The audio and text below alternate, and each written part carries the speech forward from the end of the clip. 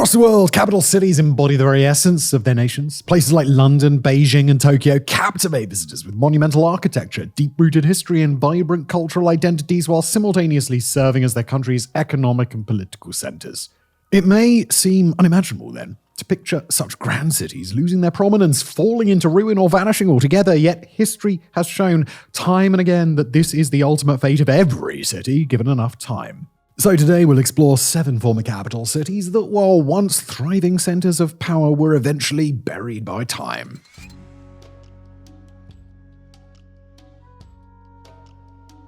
Petra, affectionately called the Rose City, is among the world's most famous and visually striking archaeological sites. Nestled in the mountainous, arid terrain of southwestern Jordan, it became renowned for buildings intricately carved into reddish sandstone cliffs as early as the 4th century BC. This created an otherworldly landscape of pink-hued monuments for visitors to marvel at, most famously the Treasury. But in its day, Petra was far more than just beautiful ruins. It was the capital of the Nabateans, an Arabian kingdom celebrated for its trading power. Spanning over 264 square kilometers, that's 100 square miles, the city's strategic location between the Dead Sea and the Red Sea made it an international crossroads linking Arabia, Syria, and Egypt. The site contains countless private homes, public buildings, theaters, temples, and more, all serving Petra's estimated 20,000 inhabitants at its peak. Despite the harsh desert climate, the city was sustained by an advanced water management system of cisterns, reservoirs, diversion dams, and more, and a nearby copper mine likely bolstered Petra's economy and created a bunch of jobs.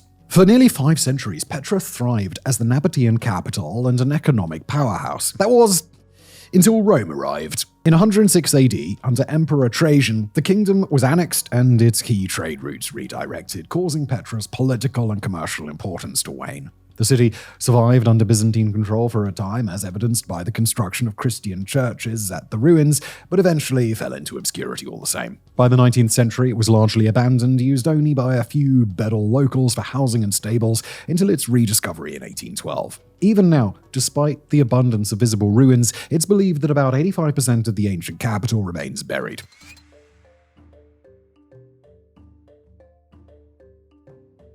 In 1980, Zimbabwe gained internationally recognized independence. To honor their heritage, the new nation chose a name meaning stone houses in the Shona language, spoken by a Bantu people of the region. This name paid tribute to the ruins of an ancient city near Masvingo in the south-central part of the country known as Great Zimbabwe, once the capital of a long-forgotten kingdom. Great Zimbabwe was home to the ancestors of the Shona, who from this city oversaw a vast international trading empire that flourished between the 13th and 15th centuries. Artifacts from Persia, Arabia, and China unearthed at the site attest to its far-reaching connections. Although much about this ancient land, including its trade name, remains unknown, historians refer to it today as the Kingdom of Great Zimbabwe, with these ruins as the last remnants of its once mighty capital. The city was divided into 3 sections. The most famous, which first drew European attention in the early 16th century, is the Great Enclosure. This is a massive circular structure about 250 meters or 820 feet in circumference, with walls rising up to 10 meters or 32 feet that served as the city's central fortress. Built of precisely cut stone blocks interlocked without mortar, it stands as a marvel of engineering. Above it sits the hill complex, the oldest section, constructed atop an acropolis around 900 AD and likely serving as the city's religious center. The third section, the valley ruins, though less visibly striking, is the most revealing of Great Zimbabwe's scale. Packed with mud brick houses, it was the city's residential heart and suggests a population of 10,000 to 20,000 at its peak. Though Great Zimbabwe was never completely forgotten, as local people continued to live near the ruins, its cultural identity and ultimate fate remain shrouded in mystery.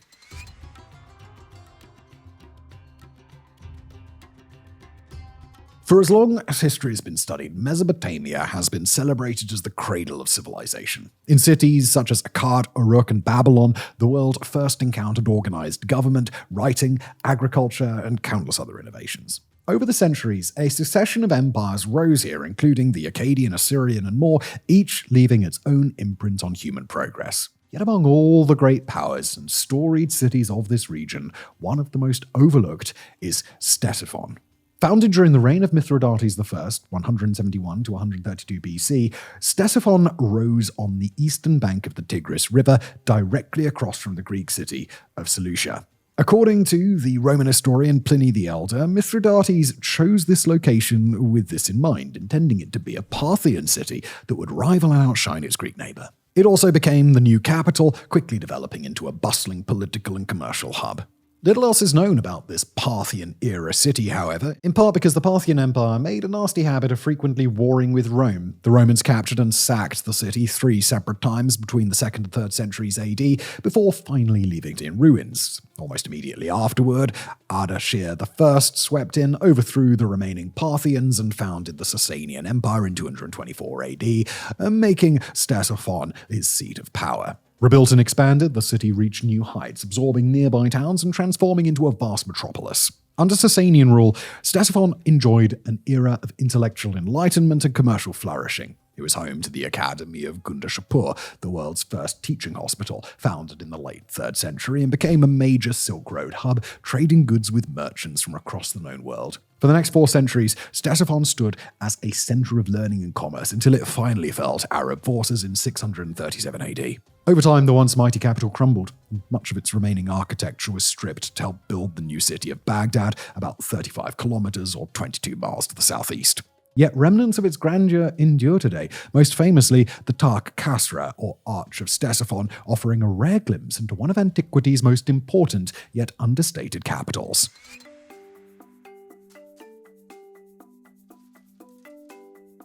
Deep in the rainforests of northern Guatemala lie the ruins of one of Central America's most important archaeological sites, Tikal. Scattered across the dense jungles are more than 3,000-mile structures that once formed the great city of Yaxmatl, one of the most powerful and influential capitals of the ancient Maya.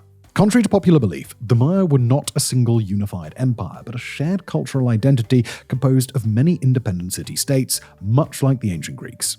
And Yaxmatl stood out as one of their brightest centers. Although the city's exact founding is unknown, evidence of habitation stretches back as far as 1000 BC, with early agriculture and ceramics dated to about 700 BC. Major construction, however, began in the 4th century BC when Yaxmatl launched large-scale building projects, including several of its iconic pyramid temples. With few freshwater sources nearby, the city's engineers got creative and devised a sophisticated system of dams and at least 10 massive reservoir tanks to collect and store rainwater, providing for a population that had surpassed 10,000 by the 4th century AD. Then, in 378, an army from Teotihuacan near modern-day Mexico City invaded the city and killed the remaining ruler, King Jaguapur. While this type of conquest usually results in the end of a capital, it actually ushered in a new era that propelled Tikal to even greater heights. For the next 7 centuries, Yaxmatl flourished as the seat of powerful Mayan rulers. The city rose into a cultural, religious, and scientific hub, building some of the tallest temples in Central America. At least 3 of these exceeded 50 meters or 164 feet. Scholars are likely traveled here from the surrounding region to track seasonal and astronomical cycles from the pyramids, which also served as observatories. At the same time, Tikal became a major economic center, its strategic position anchoring an extensive trade network that linked southern Guatemala, the Valley of Mexico, and Teotihuacan to the west, and both the Caribbean and the Pacific coasts. Yet, as so often happens, time and overextension led to decline. With its population at over 90,000 in the city proper and more than 400,000 in the surrounding region, largely dependent on the capital, resources became strained. By 1000 AD, the city was entirely abandoned, eventually being reclaimed by the surrounding jungle until its rediscovery and restoration in the 19th and 20th centuries.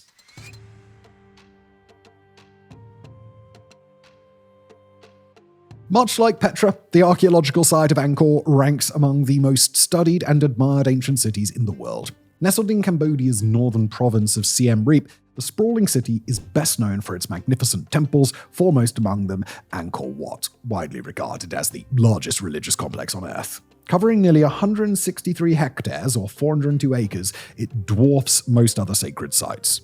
Yet Angkor was far more than just an impressive set of ruins. From the 9th to the 15th centuries, it served as the bustling capital of the Khmer Empire, a power that ruled much of Southeast Asia. Although the city's wooden homes and everyday structures have long since vanished, scholars estimate Angkor's peak population at between 600,000 and 750,000 residents, making it potentially the largest city of its age. The stone buildings that remain offer a vivid glimpse into the Khmer people's unique culture and their openness to different beliefs. Famous temples such as Pre-Rup and Tarsom, built between the 12th and 13th centuries, began as Hindu palaces of worship, with architecture reminiscent of other Hindu sacred sites. Over time, though, Buddhism gained prominence in the region, and the temple's carvings evolved into a blend of Hindu and Buddhist imagery. Like Rome, Angkor boasted a sophisticated infrastructure of roads, bridges, and rest houses connecting the capital with other major cities across the empire. But one of its most impressive achievements was its vast water management system, an intricate network of canals, reservoirs, and underground drains that sustained its enormous population and supported large-scale agriculture. Eventually, the Khmer shifted their political center elsewhere, and Angkor fell into gradual decline. As the centuries passed, the jungle crept over the abandoned city, enfolding its temples in green. Yet even in its overgrown state, Angkor remained an important pilgrimage site for the Khmer people, as well as for Buddhist and Hindu devotees, preserving its spiritual significance long after its political power had faded.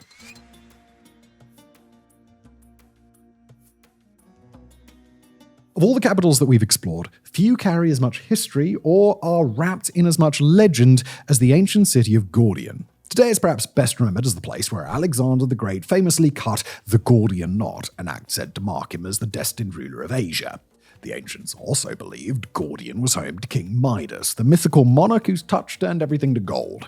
While there may be a grain of truth behind these stories, the real city laid about 90 kilometers or 56 miles southwest of Ankara, Turkey's modern capital. It served as the heart of Phrygia, an Iron Age kingdom that dominated Asia Minor from the 9th to the 7th centuries BC. Yet Gordion's roots stretch far deeper than the Phrygians. Archaeological evidence shows the site was inhabited as early as the early Bronze Age, around 2300 BC. Its original founders remain unknown, despite myths attributing its founding to Gordius, the legendary progenitor of the Phrygians. At the center of the city stood the Citadel Mound, a fortified area of roughly 13.5 hectares, 33 acres, enclosed by high walls and several gates, including the best preserved Iron Age city gate known today. Within the citadel lived the elite, while storehouses, workshops, and administrative buildings kept the kingdom running from within.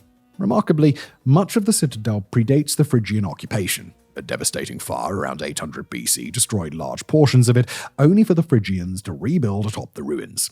Their reconstruction left behind the earliest known coloured floor mosaics and a trove of administrative records, offering modern archaeologists an invaluable glimpse into one of antiquity's most storied capitals. Elsewhere at the modern site, a series of massive burial mounds known as tumuli dot the landscape around the ancient capital. The largest of these, unearthed in 1957 and dubbed the Midas Mound, revealed the oldest known standing wooden structure in the world, dated to 740 BC, along with the best preserved wooden furniture from antiquity.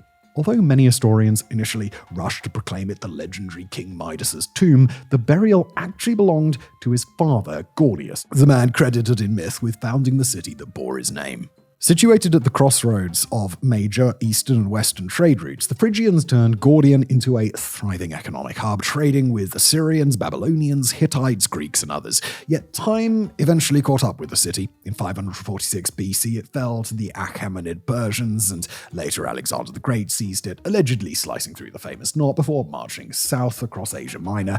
Not long after, Gordion succumbed again, this time to the Galatians, a Celtic tribe that had migrated from Europe. Finally, in 189 BC, the city met the bane of the ancient world, the Romans. After capturing it, they forced the inhabitants to evacuate. Although evidence shows sporadic reoccupation over the next 5 centuries and a brief revival in the medieval era, Gordion never regained the prominence or cultural stature it had once enjoyed as the Phrygian capital, and over time, it faded into obscurity.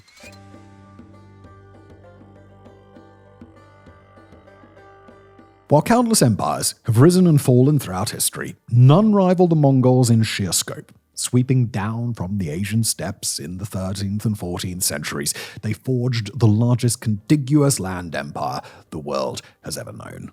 Yet unlike most empires, which began as settled kingdoms or cities, the Mongols were a nomadic people, renowned for living on horseback and moving from camp to camp as they conquered. As their territory expanded, however, Otogai Khan recognized the need for a permanent seat of government from which to manage taxes and administration. In 1235, he summoned master masons and laborers from Persia to China and ordered the construction of a walled city at Karakorum in central Mongolia to serve as his new capital. Situated about 400 kilometers or 249 miles southwest of Ulaanbaatar, Mongolia's modern capital, the site had already been used as a Mongol encampment during earlier campaigns. It offered proximity to mountains, a steady water supply, and a central location ideal for receiving news or dispatching troops across the empire. The soil was poor for agriculture, but Karakorum's position on the Silk Road solved that problem, as goods and fresh food arrived daily through trade. In fact, it was said the Khan and his officials paid double the going rate for provisions to ensure a constant flow of supplies.